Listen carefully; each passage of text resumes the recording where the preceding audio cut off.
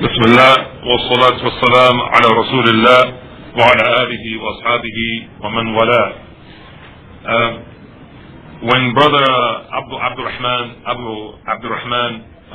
Mun'im called me to ask me to do these series of lectures, he asked me, after telling me what was the main theme, what I wanted to talk about. And it's always kind of difficult for me to choose subjects, because contrary to popular belief, I really don't want to talk. Contrary to popular belief, people think I like to talk a lot, but I guess you can see that's not true, right? So a few days went by and I still couldn't think of anything, and he kept calling me and putting me on the spot. And so I'm sitting there. And for those who don't know, Allahu Musta'an, this is very difficult for me. What I mean by that is that to come and do these lectures, I teach every day. I travel from New Jersey to New York, from New Jersey to New York every single day, and I teach classes. And I get home like 12:30, 1 o'clock in the morning, almost every single night. And in between that time, in the daytime, I'm preparing for my classes, and I'm also counseling Muslims, and the phone is always ringing somewhere in the United States. Somebody has a question, this, that. And Boston, Massachusetts, which is far away from New Jersey, I teach a class every other Sunday. So I teach Tuesday, Wednesday, Thursday, Friday, Saturday in New York, and every other Sunday in Boston, Massachusetts. I catch a plane, come back to New Jersey. So when he was asking me to teach, to do these lectures, and what I talk about, I started thinking, what is something that I've never done before? And I thought just immediately, not of course that I received revelation or anything, because we know who does that, and he's dead now, sallallahu alaihi wasallam. I thought about the role of women in terms of da'wah in light of وَقَرْنَ فِي بُيُوتِكُنَّ, because in many cases we don't hear things talking about the women. And in many cases, among the people who are ascribing themselves to a Dawud Salafiyya, we don't talk about the women.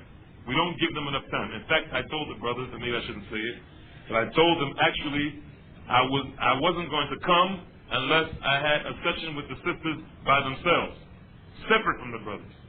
Of course, with me going back facing another direction, or them in another room, hearing my voice, not me sitting in front of them, of course, but with proper etiquette, that I wasn't going to come unless I had a special session with them, because a lot of cases they're deprived, believe it or not. They're deprived.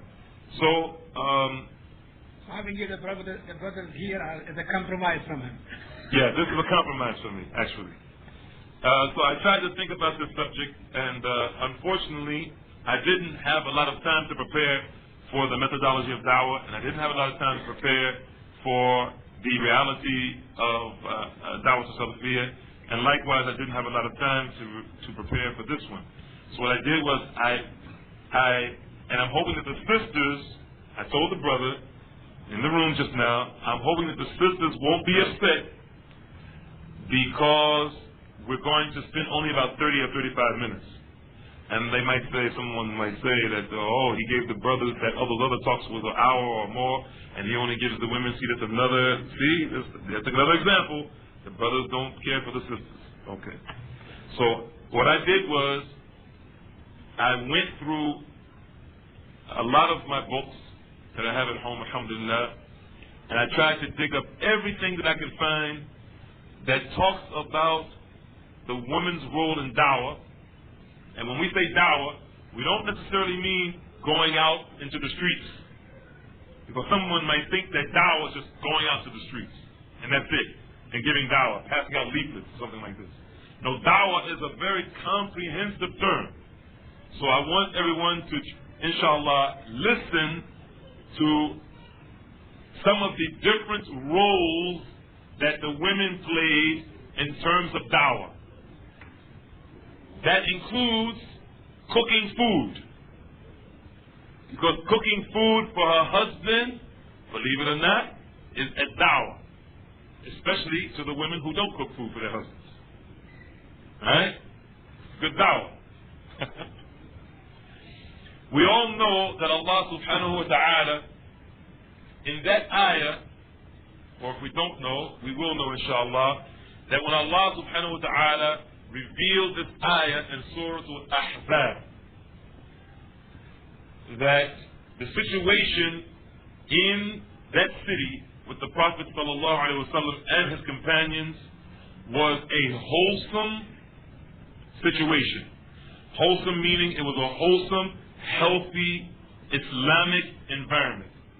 And I prefaced my talk about women's role in da'wah in light of this verse, stay in your homes, with that statement that it was healthy and wholesome and Islamic.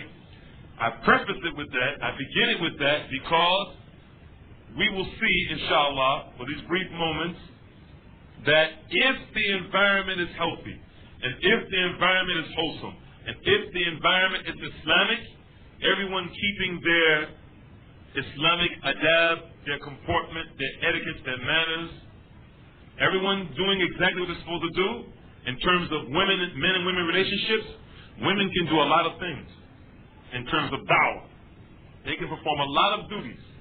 But when we have a sick environment, when we have an unhealthy environment, when the environment is saqim, and it's marid, and it has marad in it, it has illnesses, then we have to take another approach, not saying that we know better than Allah or His Messenger sallallahu alaihi wasallam, but from sadd al-zari'ah, to block the way of harm, we have to take a different approach. But when, and we ask Allah to give us a healthy, wholesome Islamic environment, wherever we find pockets of Muslims, when we have that situation, the woman's role will be enhanced in terms of da'wah. There used to be a time, because we're human beings, there used to be a time when the companions of the Messenger of Allah sallallahu alaihi wasallam, some of them, in sajda, used to look under their arms behind them at the women. This is a fact. This is a fact. رَضِيَ اللَّهُ عَنْهُمْ وَرَضُوا عَنْهُ. Allah is pleased with them, they are pleased with Him. But this is recorded in authentic narrations that some of the companions, not all of them, but some of them, being men, they used to, in sajda, while in salah, look between their arms and look back at them, at the women. And there used to be a time when the Prophet ﷺ, in instructing the women, used to tell the women to wait until the men came from sajda, sat in jalsa, before they made their movement, so that they wouldn't see that which was in front of them, the back parts of the men, because at that time the Muslims were poor, and sometimes they didn't have enough material to clothe themselves. So he would tell them to wait until the men sat in jalsa, and then Allahu Akbar, and then the women would come, Allahu Akbar, and then Allahu Akbar, like this. And in addition to this, and we know all of these things already, that the best row for the men is the front row, and the worst row for the men is the back row, the last row, and the worst row for the women are the front rows, and the best row for the women are the back rows. As the Prophet ﷺ used to tell the women, tell the men, to face the Qibla after Assalamu alaikum wa rahmatullah, Assalamu alaikum wa rahmatullah. He used to tell the men, instruct them to remain facing the Qibla, not as some of us do nowadays, in those messages where the women are directly behind us, where they turn around after the taslim and they look at the women going by, trying to check out who they can find to get married or whatever.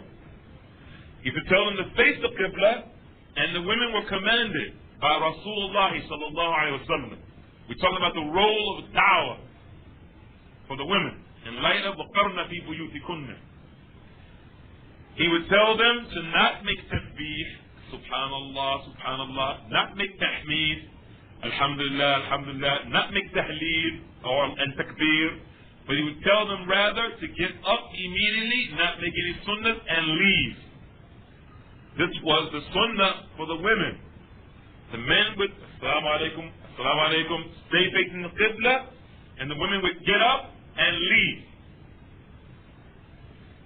All of these things and other things were preparation and training for the Muslims of that day and for the Muslims who come after them, so that we can learn how to have that character that we talked about earlier, that comportment, so that we can have a wholesome, healthy Islamic environment.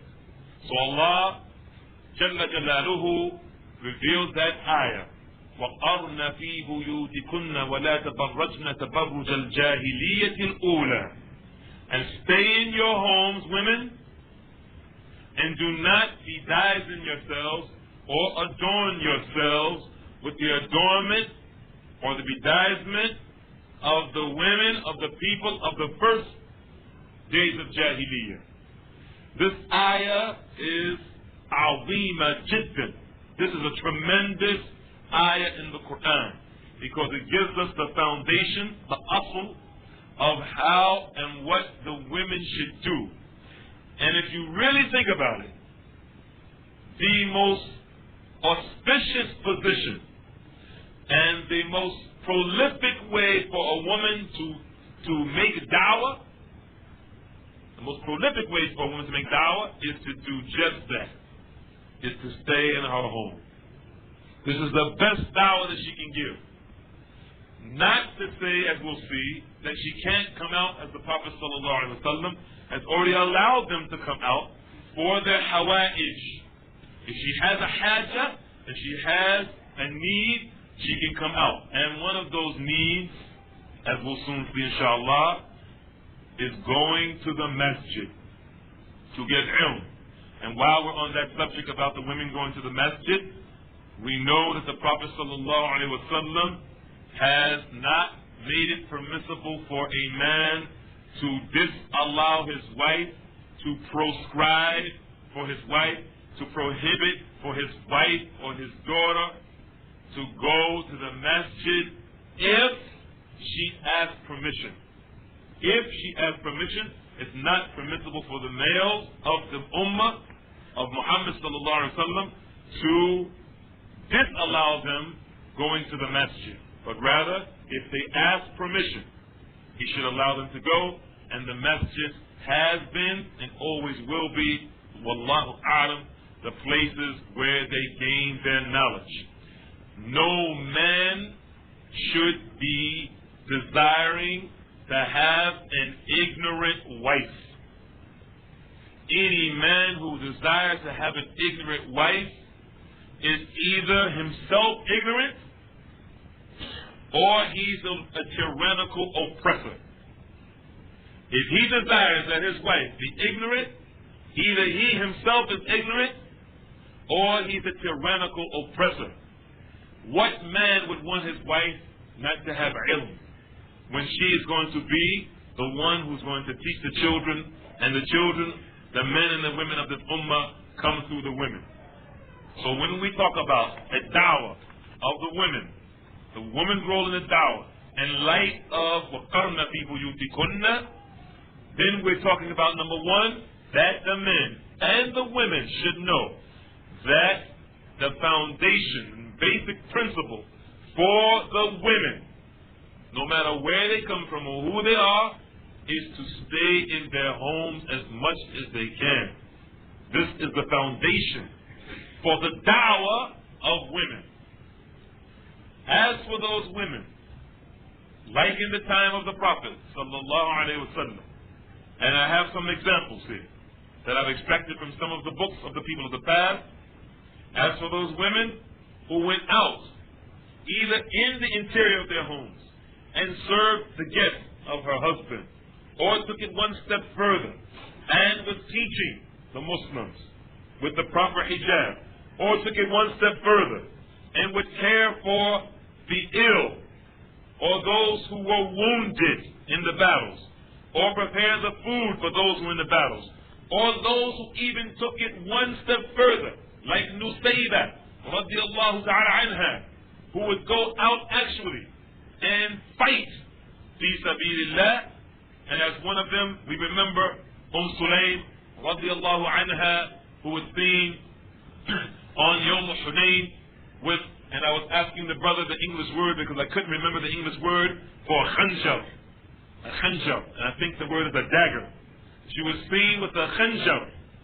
And one of the companions of the Messenger of Allah, Abu Talha, radiallahu ta'ala anhu, he said, O Messenger of Allah, I see with Sulaym a khanjar. And she was asked about it. She said, when any of the mushrikun get close to me, I'm going to rip his stomach apart with it. So this is part of the da'wah of some of the women of the past.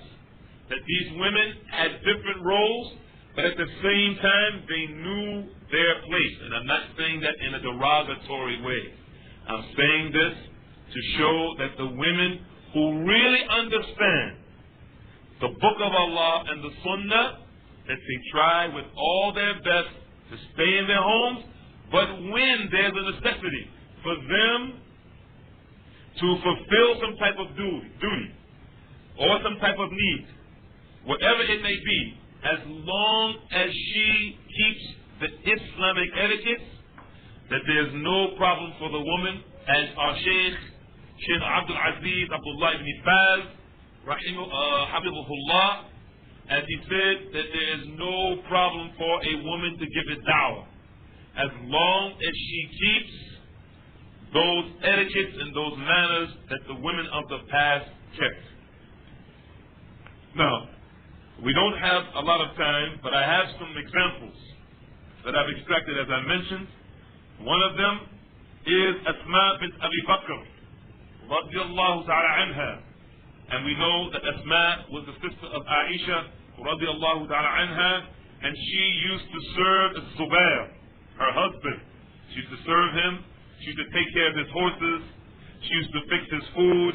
She used to break up the date stones for him and carry the date stones on her head and pound them for her in his garden. She used to do all of these things. In fact, she used to carry these things on her head for more than 3/4 of a mile just to serve as her husband, which is an important aspect of a da'wah. I remember when I married my wife and one of the brothers, whose name I'm not going to mention today, he told me to don't say anything about it. I won't mention his name, but he's sitting next to me right now. He has a pen in his right hand. He told me, don't tell them that you have more than one wife. And I thought about it. I said, well, yeah, I know there's some places in the Muslim world where they really don't like this stuff. So I said, but I'm a daring individual, and I'm going to mention it anyway. Now, my wife, my brother, she told me that her brother told her that one of the most important aspects of da'wah for the woman is khidmatul zawj.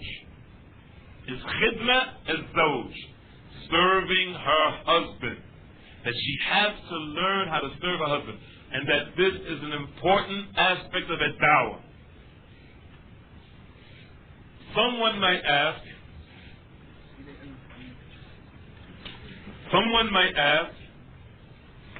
how did Asma radiallahu ta'ala anha serve her husband? And we mentioned some of those things already. Someone might ask, what was her day like? What was the day of the female companions of the Messenger of Allah sallallahu alaihi wasallam? We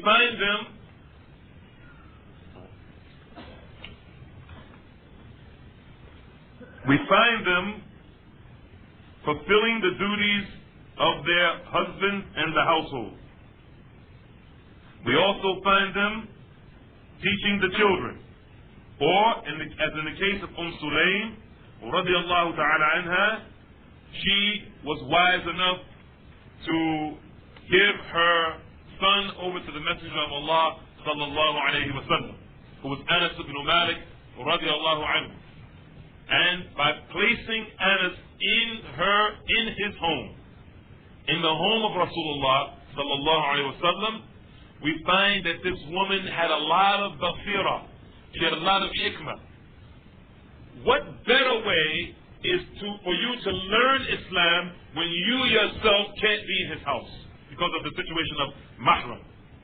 So she gave her son, because she has to stay in the home, she gave her son Anas radiallahu ta'ala anhu over to Rasulullah sallallahu alayhi wa sallam, And he, of course, we know, Anas radiallahu ta'ala anhu said, خَدَمْتُ النَّبِيَّ صَلَّى اللَّهُ عَلَيْهِ وَسَلَّمَ 10 سنوات. I served the Messenger of Allah sallallahu alayhi wa sallam for 10 years. And never, ever, once, when I did something, did he say, why did you do that?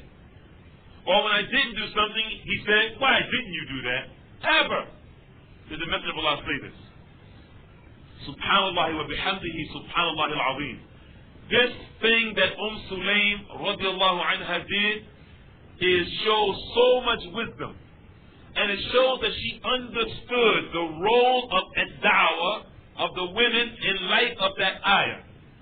If I can't get to it, if I can't get to him myself, I'll give my son to him so that he can learn. And as a result of that, Anas radiallahu ta'ala anhu, as Sulaym, his mother, asked the Prophet sallallahu alaihi wasallam, he became a great figure in Islam. As Sulaym said to the Prophet, Ya Rasulullah, Ud'u Allah libni, make dua for my son Anas. And the Prophet sallallahu alaihi wasallam, to help fulfill Sulaym's role in da'wah, in light of stay in your homes, he made dua for Anas. Allahumma akthur malahu wa waladahu wa barik lahu fima a'taytahu. Oh Allah, increase him in money, in wealth, increase him in children, and bless him in that which you've given him. You see her role in terms of a da'wah? Make dua for my son, who Messenger of Allah sallallahu alaihi wasallam. The Messenger of Allah made that dua, which is in 3 parts. Anas radiallahu anhu himself said, after the Messenger of Allah alayhi salatu wasalam made that dua for me, I had over 120 children. 120 children and grandchildren combined. And I became one of the most wealthiest companions. One of the most wealthiest of companions. And Allah subhanahu wa ta'ala blessed him and all of those children and that wealth. And he was one of the last few remaining Sahaba in that first generation, dying at an old age. This was because, after the mercy of Allah, his mother, the deep insight and the foresight that she had in trying to establish the da'wah for herself, for the reward that she would get from Allah, and for the people who will receive that from Allah subhanahu wa ta'ala by way of the companions of the Messenger of Allah sallallahu alayhi wa sallam. We also have the wife of Abu Usaid, who used to prepare the food for the Prophet sallallahu alaihi wasallam, and she used to go out with him and take care of some of the needs for him. Alhamdulillah Rabbil Alameen, serving him in his house and serving him outside of his house. And there are long stories recorded about Abu Usaid's wife, too many to mention. We also have the wife and the wives of Khalid ibn al-Walid, whom Abdullah ibn Qurt, in the Ghazwa, or in the battle of the Romans, he saw her coming with some of the wood to take care of the issues for the Muslims, to burn their fires, etc.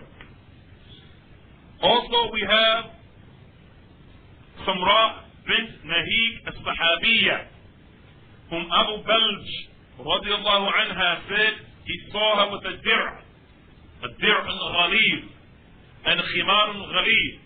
She had on a thick overgarment and a thick khimar, and in her hand was a whip, and she was teaching the people, educating the people, reminding the people, giving them the etiquettes of Islam, and joining in the good and forbidding the evil with a whip. And can you imagine a woman today among the Muslims telling the brothers, you brothers better straighten up, straighten your robes. I tell you now, I'm going to hit you with this whip if you don't straighten your robes, as the companions of the Messenger of Allah used to do, sallallahu alaihi wasallam, keeping her Islamic etiquettes, keeping her hijab, keeping the comportment of the Muslim women, alhamdulillah.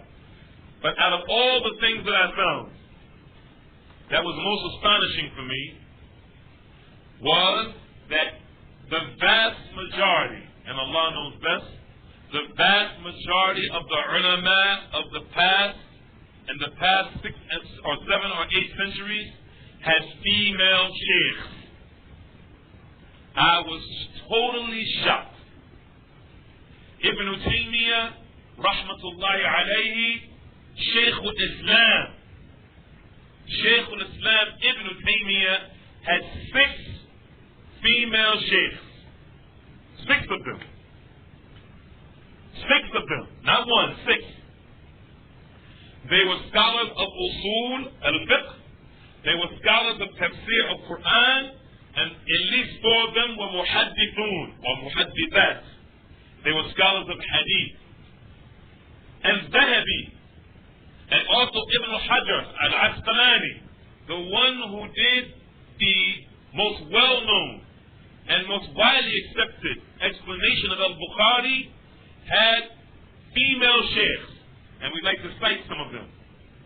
One of the women, who was Amatul Salam bint al-Qadi Ahmad ibn Kamil ibn Shajra al-Baghdadiyya. She was al-Fadila. She was a very noble, excellent woman in Islam, and she narrated from Muhammad ibn Ismail al-Baslani and other people other than him. She died in 390 after displaying and executing her role of a dawah. She died at 390 Hijrah.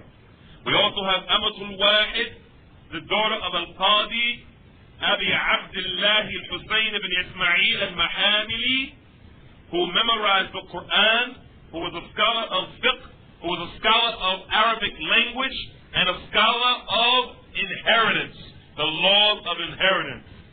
She was also a scientist.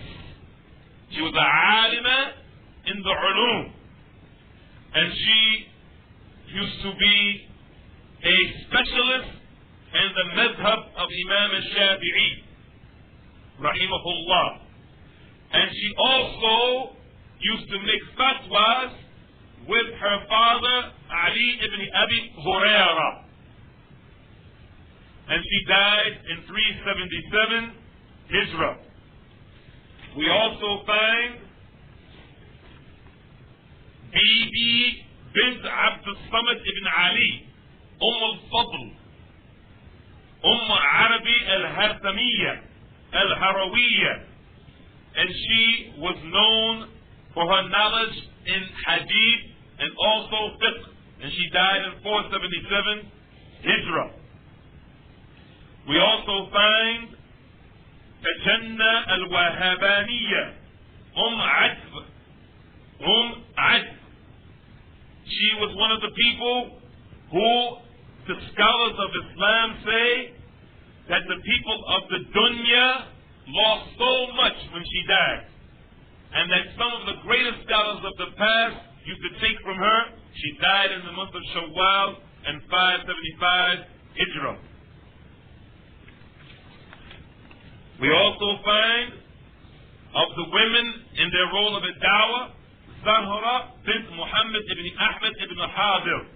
She was considered Sheikha Salihah. Sheikha Salihah. She was a sheikh of the female type, of course, and she was very, very religious. And she used to relate from Ibn al-Batti and Yahya ibn al-Thabit. And she died in Jumad al-Ula at 633 Hijrah, and she was 79 years of age when she died. We also have Zainab bint al-Kamal Ahmad ibn Abd al-Rahman al-Maqdasiyya, who was one of the people who were found in many of the chains of those illustrious people of the past in Asham. She was considered Abdullah, and she was considered, that was a kunya, al-mar'atu salihah, a righteous woman, and she was considered also al-azra. Al-azra meaning she was a virgin. She was born in 646, and she narrated from Muhammad ibn Abd al-Hadi and Khatib Marda and Yaldani and Sibt al-Jawzi and a number of the scholars of the past. and she also narrated from Ibn al-Khair and Ibn al-Aliq and other people in that time, and it is said that she died in the 19th day of Jumada al-Ula, and she was 94 years old and died a virgin. 94 years old and died a virgin. Rahmatullahi alayha. We have Zainab bint Ahmed ibn Amr ibn Abi Bakr ibn Shakr al-Maqdisi al-Ma'rama. She heard from Ibn al-Laythi and al-Hamdani, and she also, according to some of the people, she narrated from Ad-Darimi. She narrated from Ad-Darimi, and alhamdulillah rabbil alameen, she was also a scholar of fiqh and of hadith. And she died in 722 Hijrah. Also we have Zainab bint Ismail ibn Ibrahim ibn Salim ibn Sa'ad ibn Rakab ibn al-Khabbaz.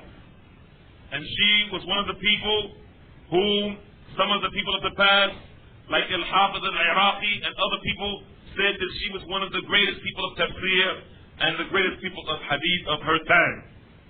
Also we have Sarah bint Sheikh al-Imam al-Allama al-Qadi Taqiyuddin Ali ibn Abd al-Kafi ibn Yahya ibn Tamam al-Subki. And she was born 734. And while she was a young woman, her and her sister Zainab bint al-Kamal, or I should say the person that she took from, what we mentioned, Zainab ibn al-Kamal, she narrated from her was Ahmed ibn Ali al-Jazari, and Ibn al-Hajar also talked about her as being the wife of Abu al-Baqa, and when he died, she went to Cairo, and then from there she went to Damascus, and then from there she went back to Cairo, and she died, alhamdulillah, in Cairo in 805 Hijrah, and she was also one of the people whom Ibn al-Hajar al-Asqalani took from. There are many others that we have that are mentioned, and I've taken this information from Taghliq al-Ta'liq, the Ibn al-Hajar al-Asqalani. Some of you may be familiar with this book. If you read it, there are pages and pages and pages and pages of women who were muhaddithat, scholars of hadith, mufassirat, scholars of tafsir, fuqaha, and the like. But the most important point that we want to make, inshallah, and I don't know how much time we have left, 10 minutes. The most important point that we like to make is that all of these women, and this is where the men come in to help the women in their role of a dawah in light of the verse, stay in your homes, all of these women were afforded the most wholesome, healthy Islamic environment that was possible for them at that time. That the men made that environment an environment that was conducive for them to become scholars in their own right. That the men didn't hold them back and bury them in the social sand alive. You understand what I'm saying, brothers? That the men did not bury them as the people used to do in times of Jahiliyyah, burying their daughters physically, literally alive. That the men of their times didn't bury their women in the social sand, allowing them to exercise their rights and get this ilm of Islam. Because for a surety, as one of the people who has preceded us has died and gone back to Allah, when he was just coming out of the so-called nation of Islam, becoming a Muslim, alhamdulillah, learning more about Islam, and Allah in His infinite wisdom didn't give him a chance to learn maybe as much Islam as we know today. But as Malik Shabazz, or Malcolm X, commonly known as, said, when you teach a man, you've taught one individual. But when you teach a woman, you've taught an entire nation. When you teach a man, you've taught one individual. But when you teach a woman, you've taught an entire ummah. So these women had men who allowed them to become ulama.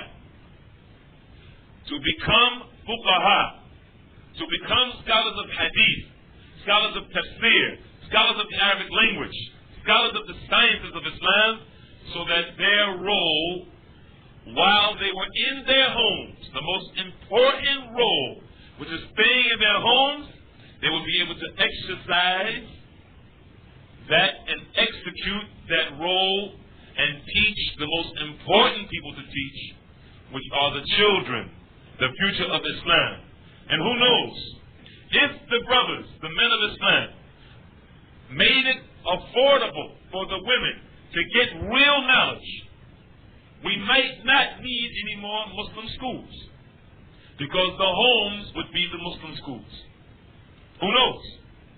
So when we discuss this issue of the woman's role in the dawah, her ability to be able to go out, to take care of her needs, to leave that place that Allah has made for her a sanctuary, to leave that place that Allah has made as a place of refuge for her.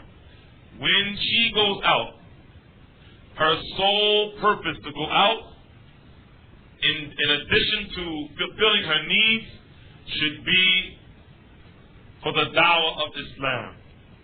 And the dawah of Islam meaning that she should comport herself, she should behave herself as a good Muslim woman, always being a lighthouse and an example for Islam, dressing properly, speaking properly, behaving properly, and inviting the people to Islam so that they can understand that this deen is just not a deen for men, but it's a deen for everyone. And we ask Allah subhanahu wa ta'ala to make the men of this ummah men who allow the women to fulfill their role in the da'wah to Allah subhanahu wa ta'ala, reminding them with the softness of speech that the best place for them is to stay in the homes, but at the same time allowing them to become knowledgeable, allowing them to be productive, so that they may be able to spread the word of Islam and take their rightful place as one of the women of Al-Jannah. As one of the women of Al-Jannah. We ask Allah subhanahu wa ta'ala to make them like that and to make us like this. وصلى الله وسلم وبارك على نبينا محمد وعلى آله وصحبه وسلم. جزاكم الله خيرا وبارك الله فيكم. فيكم بارك. On behalf of the organizers of this event, I would like to join Sheikh Dawud in saying we're just going to push the brothers a little bit further by saying we're going to give a preference of the questions of the sisters over the questions of the brothers in answering, and that with relation to this topic, inshallah. So we'll give you one more provided that they're labeled by sister. Among the questions that we have is a question saying, how do you define need, in quotation, going out for her needs, what's the need and what's the desire? This is a good question. What is a need and what is a desire? The needs of the Muslim woman are as follows. Number one, seeking Islamic knowledge. And I'm saying this firstly because there might be a misnomer. There might be a misconception. Some people might think that the husband has to be the one to teach his wife. This is not necessarily the case. Who says and where is it written that the man has to teach his wife? So you might have a case where the woman is more knowledgeable than you. And in that case, you should be very happy that she teaches you. In those cases where the man can't teach his wife Islam, and the talab al-ilm is farida ala kulli Muslim, seeking knowledge is obligatory on every Muslim. It's obligatory on every Muslim. And in the weak narration attributed to the Prophet sallallahu alaihi wasallam, talab al-ilm faridatun ala kulli Muslim wa muslima. This narration, of course, is not an authentic narration. It says the seeking of knowledge is obligatory on every male and female Muslim. But rather, the correct narration, and Allah knows best, is that this acquisition of seeking of knowledge is obligatory on every Muslim. So the first thing a Muslim woman has as her need for leaving the house is getting Islamic knowledge. So a brother might say, okay, I'll bring in all the tapes and all the books and all the notes from the classes and let her stay in the house. But she also is allowed by Allah to go to the masjid as long as she, once again, keeps the Islamic adab and she's not using the masjid as a social club. She's not using the masjid as a social club. If she uses the masjid as a social club, hanging out in the masjid from Fajr to Zuhr to Asr to Maghrib to Isha, this is a desire. This is not a need. This is not a need. We shouldn't use the masjid as a social club, but rather we should go, get our knowledge, and go back home. The other needs that a woman would have is, of course, to go shopping, to buy food, to buy clothing. Now, some brothers, like myself, I prefer, even though they don't like it, I prefer to do the washing and the shopping myself. As busy as my schedule is, I prefer to do the shopping myself. But I'm finding that I don't know what I'm doing. My wife is always complaining about bringing home the wrong thing or buying 3 and 4 and 5 things that we already have in the house. So alhamdulillah, I've submitted. I've allowed them to go shopping, alhamdulillah, but I still like to wash the clothes because I don't have a wash machine, so I go out and do that. These are some of the needs that a Muslim woman might have. She also has the need to visit her parents. She also has the need to visit her relatives, her near relatives. No man should disallow his wife to visit her relatives. And there are many other things that we can mention, and you can find this, I think, inshallah, in the book that was translated by Sheikh Jamaluddin Zorbozo, the fatwa concerning women from those ulama like Sheikh bin Baz and Sheikh Uthaymeen and Sheikh Jibreen, and Allahu A'lam, and Allah knows best. There's kind of redundant questions here. They're all the summary of them is that many women don't listen to their husbands when it comes to the issue of staying home. What's your advice to those sisters?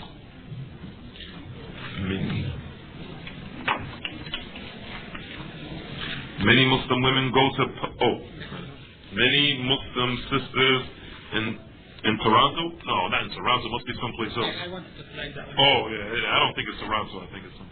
Many Muslim sisters don't listen to their husbands to stay at home, to look to their children. What is your advice? My advice is that they should remember that Allah subhanahu wa ta'ala is speaking to them in the Qur'an when He said, وَقَرْنَ فِي بُيُوتِكُنَّ. He's not talking just to the wives of the Messenger of Allah. He's talking to all the women who say that they believe in Allah and the last day. Those women who don't want to listen to their husbands, if in fact their husbands are good men, they're not abusing them, and they're not torturing them, as I call them Muslim terrorists, they're not hurting their wives, they have no reason to disobey them. If their husbands are good men, with good ibadah, and treating them well, then they have to obey them, as the Prophet ﷺ said, أَيُّ إِمْرَأَةٍ صَلَّتْ خَمْسَهَا وَصَامَتْ شَهْرَهَا وَأَطَاعَتْ زَوْجَهَا وَفِي رِوَايَةٍ بَعْلَهَا وَحَصَلَتْ فَرْجَهَا. Any woman who prays her 5, meaning her 5 prayers, and fasts her month, meaning her month of Ramadan, and obeys her husband, and purifies and keeps clean and pure her private parts, and I have yet to find any hadith that tells the men that they can go into any door of Jannah they choose. I'm still looking for one. I'm still looking for a hadith. Any of you brothers know of a hadith that tells the men specifically, just because they're men and because they're duty, they can go in. Prays her 5, fasts her month, obeys her husband, and keeps her private parts pure, she will be able to go into any door of Jannah she chooses. Any door. If that is not encouragement for a woman to obey her husband, I don't know what is. I have nothing to say.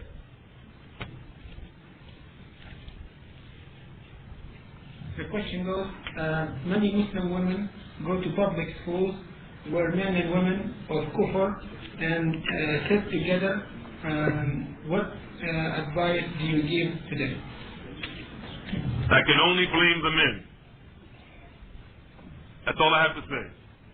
If you want your wives rubbing shoulders and rubbing up against or being in the company of strange men, it's on you. That's all I can say.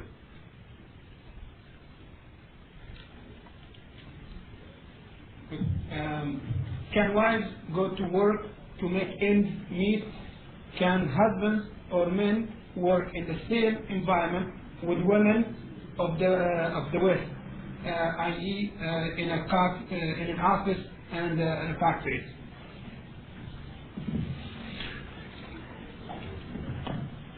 In the office, which would be a lesser of degree in necessity than a hospital, because it's not part of kifaya to learn those things that you have in the office in most cases, or in a factory. I don't think there's any jobs.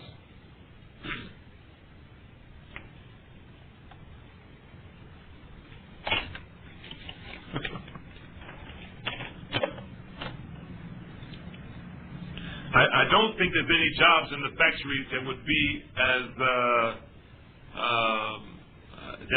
that would fall into the category as far as kifaya, but for surety, medicine would be a part of kifaya, socially for Muslims. I just read just the other day the opinion of Sheikh Muhammad Nasruddin al-Albani when someone asked him this question. And the question actually was talking about women working as a mumarrida or tabiba, a nurse or a doctor in a hospital where they're only where they're mixed.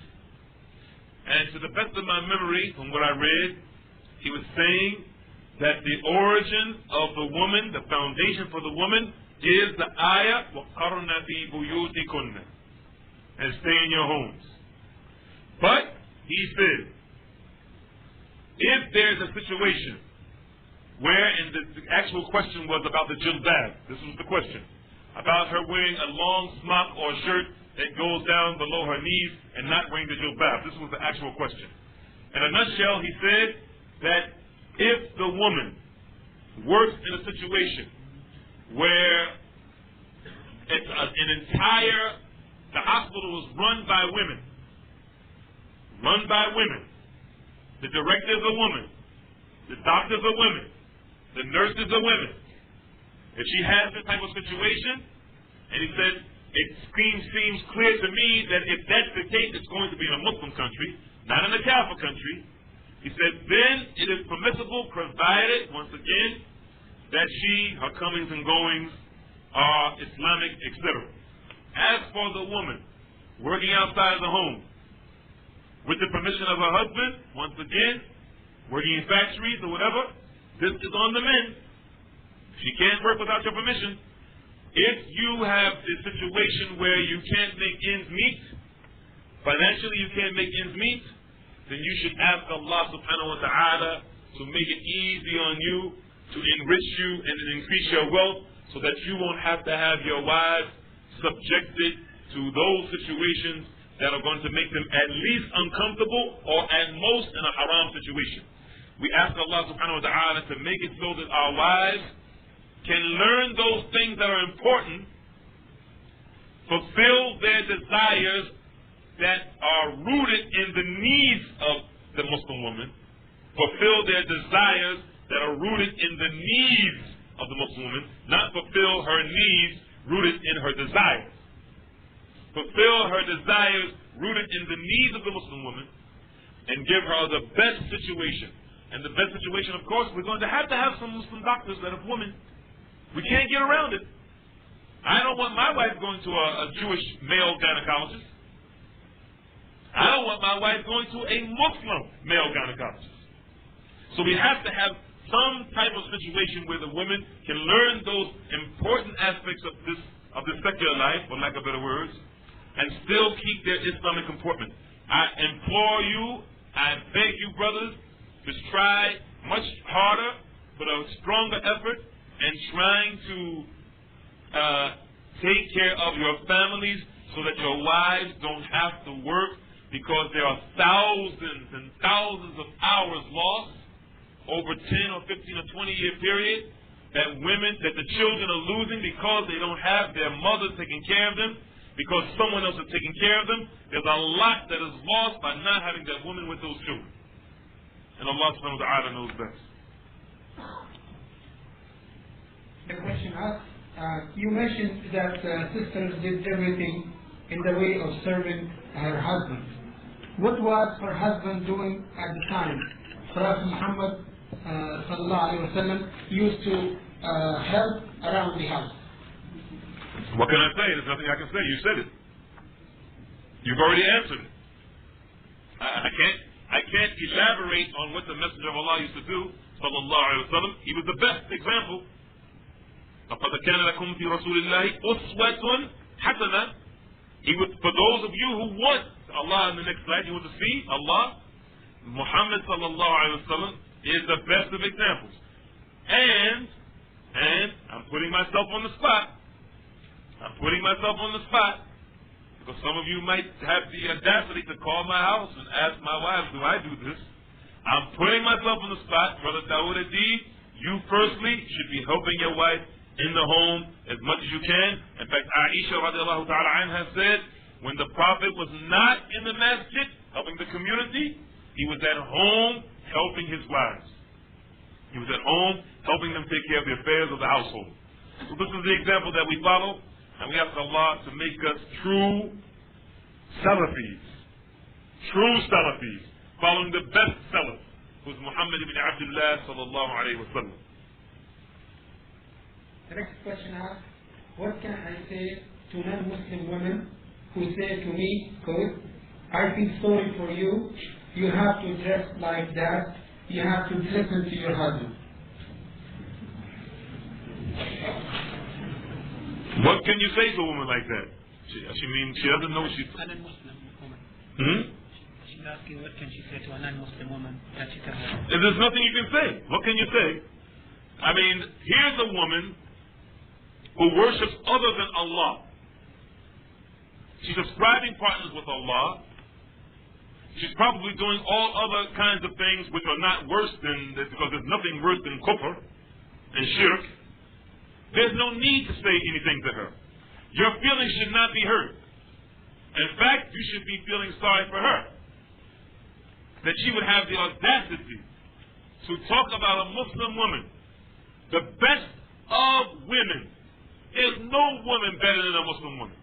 What woman is better than a Muslim woman except for a Muslim woman who's better than that Muslim woman? That's it. Here's a woman who's committing shirk and kufr. She has the audacity to say she feels sorry for her. Allahu Akbar. You shouldn't feel bad, sisters. You tell her, Allah yahdiki, may Allah guide you to Islam and the Sunnah. And listening to your husband gets you Jannah. A question, Dawud, is plural marriage part of da'wah? What time is my plane leave? Oh no. Oh no. Is the plural marriage part of da'wah for women? Bismillah ar-Rahman ar-Rahim. I would safely say that one of the best ways, that one of the best types of da'wah, and I'm not telling the brothers to run out and get another wife. I'm not doing that. But he's giving me 2 microphones now to make my voice more stentorian. I'm not telling the brothers to run out and do what I did. But definitely, when the people, Muslims, especially Muslims, because the non-Muslims, they don't know my business. But the Muslims, when they see my family, and I have 3, alhamdulillah, when they see them roller skating, because the sisters in New Jersey, they go roller skating together. They have a day where they go swimming together.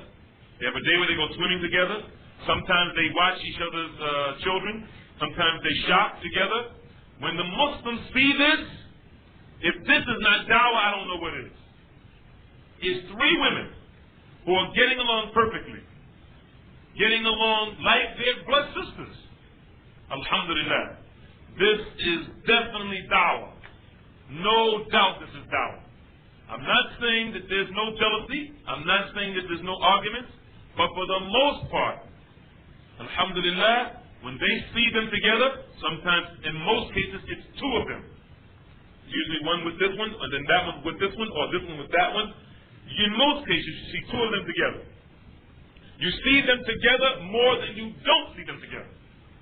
In fact, yesterday, 2 of them were at the house.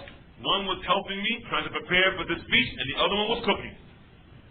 And the house that they were at was the 3rd one's house, who lived in Egypt. Alhamdulillah.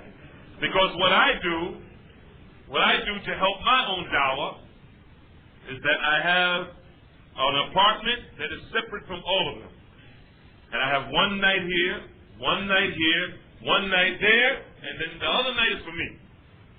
That's the way I do it. Alright? I leave a space for myself. And they're allowed to come, they can do whatever they want to do, because that's where my library is. And if I need some peace and quiet, that's what I do. But in the nutshell, definitely it is dawah. For sure it is dawah, because it is something that the people of the past used to do. And the top of them is Muhammad sallallahu alayhi wa sallam. And Abdullah ibn Abbas radiyallahu anhu said in authentic athar in Sahih al-Bukhari, خِيَارُكُمْ أَكْثَرُكُمْ نِسَاءً. That the best of you is the one who has the most wives. Now, what's the meaning of that hadith, Brother Dawud? There has to be an explanation. There's 2 meanings. The first meaning is that the best of you are the one who has the most wives, meaning Muhammad sallallahu alaihi wasallam. And the other meaning, which doesn't contradict it, is the best of you who has any of you brothers who has the most wives or the most women, up to 4 of course, provided that he treats them kindly and he's not a Muslim terrorist. He treats them fair and just and kindly and is considerate. And if you want a further explanation on how to do that, you can get the tape called Problems Facing Muslim Women by a brother from East Orange, New Jersey.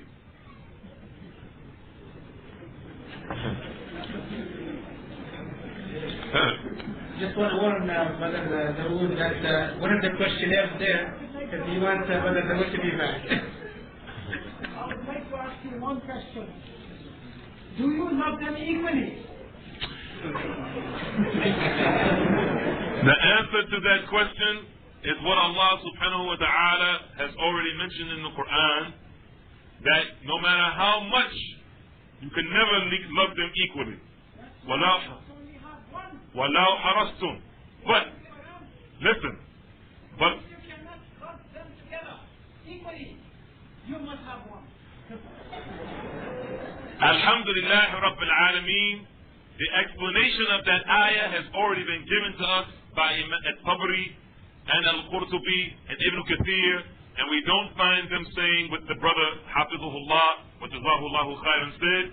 We don't find them explaining that ayah like that, but rather Allah subhanahu wa ta'ala mentions that those people who will not be able to deal justly between or fairly between them, even though they have the ardent desire to do so, is in 3 things: with the division of their heart, with sexual intercourse, and love. And this is why in one of the narrations that is insha'Allah a Hasan hadith, insha'Allah, because some say it is not authentic, that the Prophet sallallahu alaihi wasallam said that, "O Allah, do not blame me for that which I cannot control over that which you control." There's no ayah in the Qur'an that says one is best of you but new. but rather when you go back to the tafsir of those ayat, and there are only two, when you go back to that surah, Surah An-Nisa, which has both ayat, you'll find that the meaning of that ayat is not what the brother Jazahullah Khairan said, but you'll find out that it means something else. And we find many of the companions who are the best of people, and many of the tabi'un who are the best of people, and many of the atba' tabi'in who are the best of people in those three generations, including the best of the best, Muhammad sallallahu alaihi wasallam, having more than one woman. And I'd like to know what's going to happen to the Muslim women when those women, Muslim women, are being jumped over and leaped over like kangaroos by the men who marry Christian women. What's going to happen to them? Right now in America, we have 10 women to every man. Every time there's a male baby born, there's 10 female babies born. Right now in America. There are so many Muslim women that want to be married and want to be taken care of. If every single man in the United States that was a Muslim got married, how many women would be left? Quite a few. So Islam has come to take care of that, no matter what our opinions are, and we should let the Sunnah go forth and don't stop it with our opinions. The next question goes, where can we obtain books that would list these female scholars that you mentioned and their accomplishments in inshallah?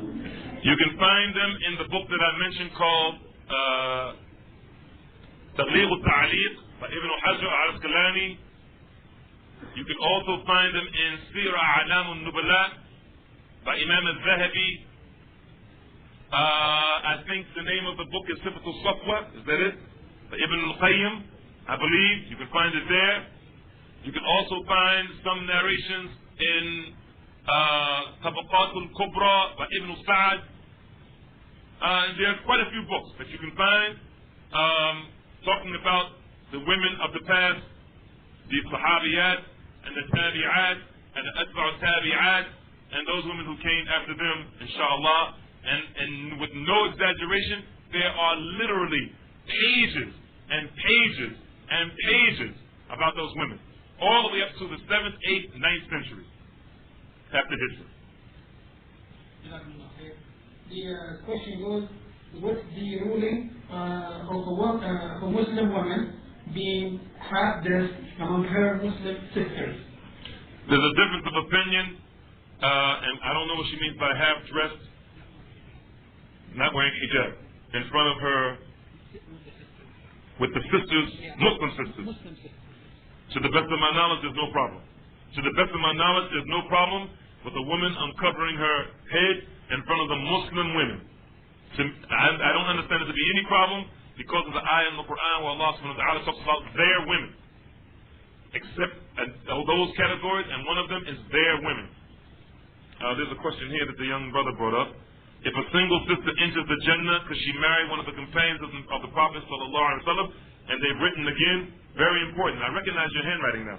Very important. Jazakallah, it says. Allahu a'lam. I don't know if you can marry one of the companions, but I do know this. I hope that you go to Jannah, and once you get there, you won't be concerned who you marry. You'll be so happy to be in Jannah.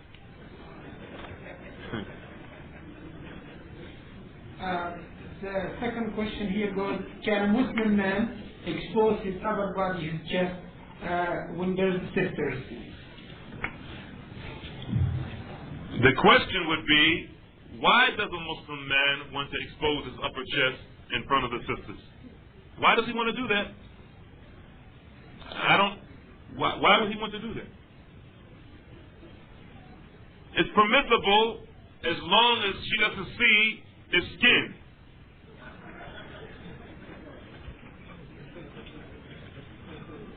If he can expose his upper chest without showing his skin, the color of it and the size of his bones, is permissible.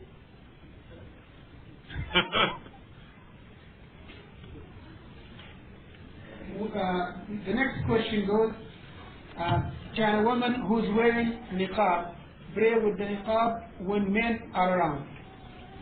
I don't know of any text that says she has to take it off, whether men are around or not. Does someone here know a text, authentic from the Sunnah that says that a woman has to take off her niqab when she prays? Anyone know? A text, not from your analogical deduction or from your own ijtihad. Does anyone know a text? Sahihun, sarihun, wadihun. A clear, explicit, authentic text that says the woman has to remove her face veil when she prays? I don't know of any.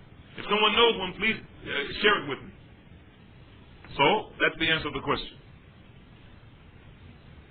The next question, would teaching English as a second language be a need for a woman to go outside of the home for, it is in quotation, in a Muslim country if her husband is providing adequately? I don't see Muslims in Muslim countries having the necessity to learn English as much as I see Muslims in other countries having the necessity to learn Arabic.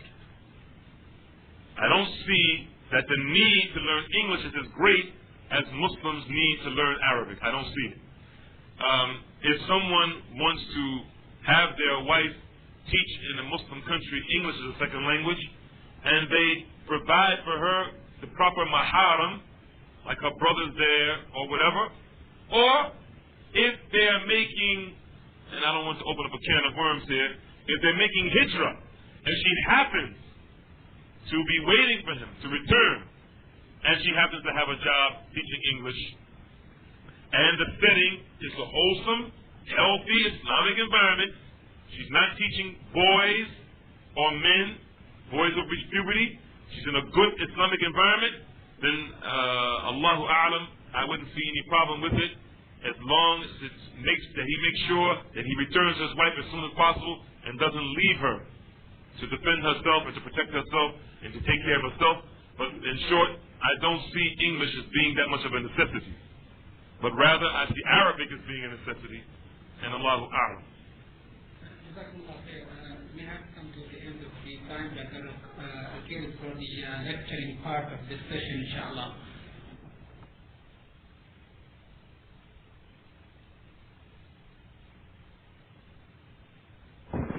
بسم الله